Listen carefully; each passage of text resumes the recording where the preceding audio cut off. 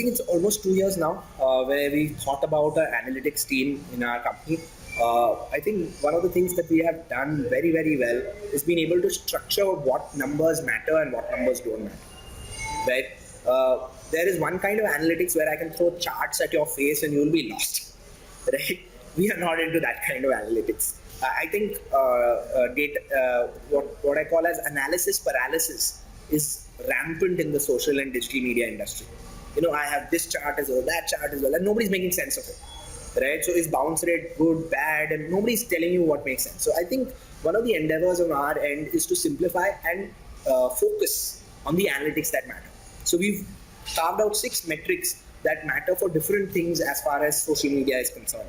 And we have our own proprietary dashboard that we compile for clients, which we call as the social media health for brands, right? And that is an internal tool where we compile and show data to clients on social media. Even on web analytics, campaign analytics, it's very important to match objective with result, right? I think even clients are to be blamed for this, because just because data is there, they love to put it up in PPTs and show it to everyone and confuse the hell out of them, right? I mean, your management is not going to appreciate if you show them too much data which doesn't make business sense. So I think one of the things that we bring to the table is we ask direct questions to brands and tell them, what data do you need? Does it make brand sense or business sense? Just for the sake of some number being good, if we make it font 24 in a slide and show it to you, oh, look at this impression number, 3 million impressions, and we all get happy about it, that doesn't make sense to me. So I think the whole idea behind investing in analytics is a very, very gray area currently. In the name of analytics, people are giving you data dumps and charts. Analytics is about insight and not about data. The day you make that differentiation, that what is the insight I'm getting out of this analytics and not what the data I'm getting out of this analytics, you will be doing great analytics. And we are moving towards that direction. I'm not saying we are there yet. I think everybody is evolving, and so are we, but we are making concentrated, aggressive efforts to improve in analytics. My thought on that is that brand managers in India have too much on their plate, right? Even the digital guys are handling too many. There is an SEM agency, there's a social agency, there's a digital agency. They don't have the time to go sit on a tool, look through it. And generally, as Indians, we like to be spoon-fed. As Indians, we like things to be told to us. We are not the guys who will dig deeper and find out. And that's generally a culture problem that we have, right?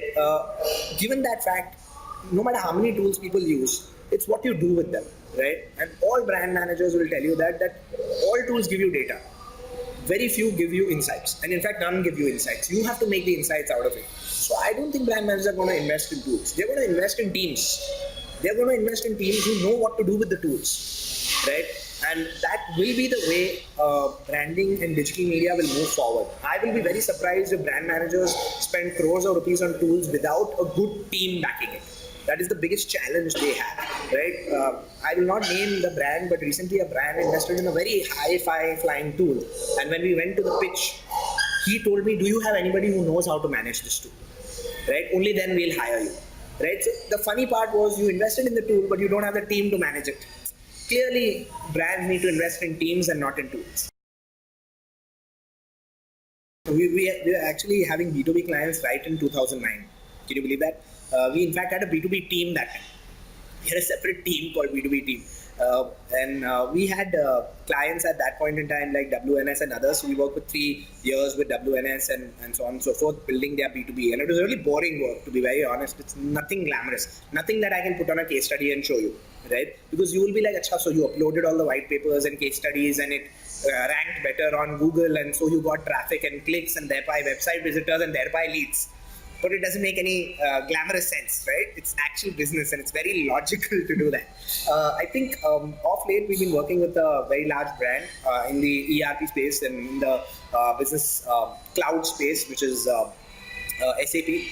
SAP India is a brand we handle on social, and there we've actually seen great value generated through the SAP quiz, which trended in India and worldwide. Now you have to understand, SAP as a brand is more focused on its own products. and it's not really naturally a conversational brand because, I mean, you can talk about ERP and you can talk about cloud and mobility services, analytics and all of that.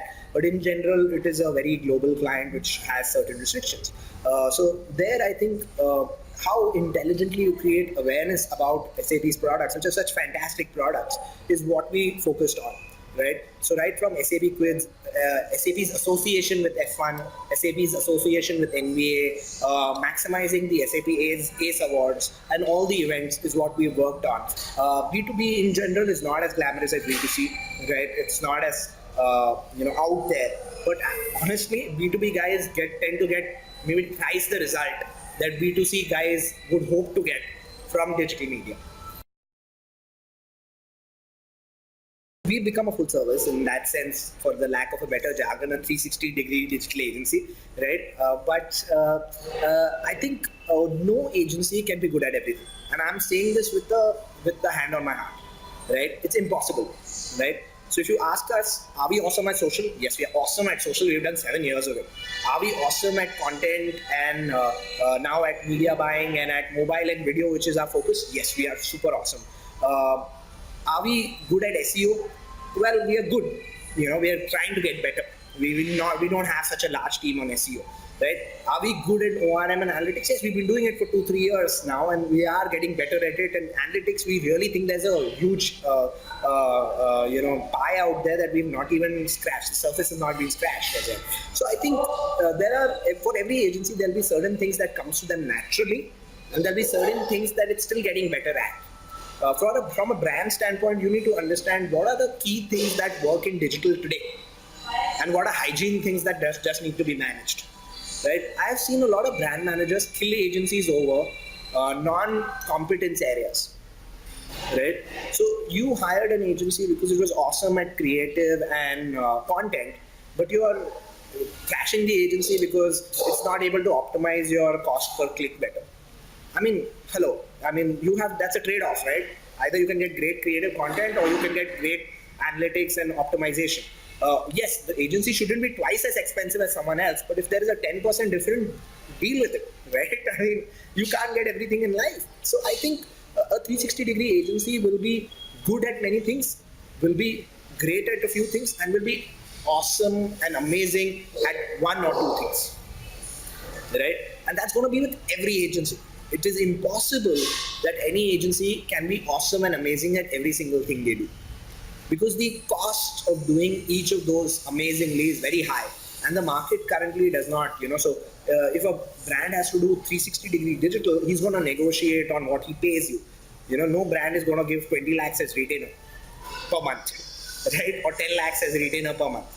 If you give that kind of retainer, then you can put a world-class team together on the agency end. And I think brands also need to realize this, that if they are going to squeeze on the retainer or the budgets they pay the agency, obviously the resources on the agency's end are going to be slightly lower, right? So if you are going with an agency, be very sure of what are the USPs the agency brings to the table. So when a brand, calls for a pitch, they should ask the agency for its best work.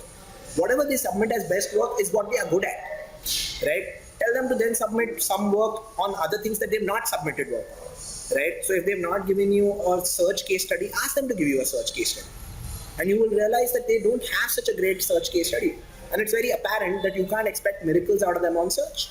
So you should compromise and just go ahead. It depends on, as a brand, what's out of the digital pie that you have, how much of it is the most critical part. So is social the most critical part in digital for you?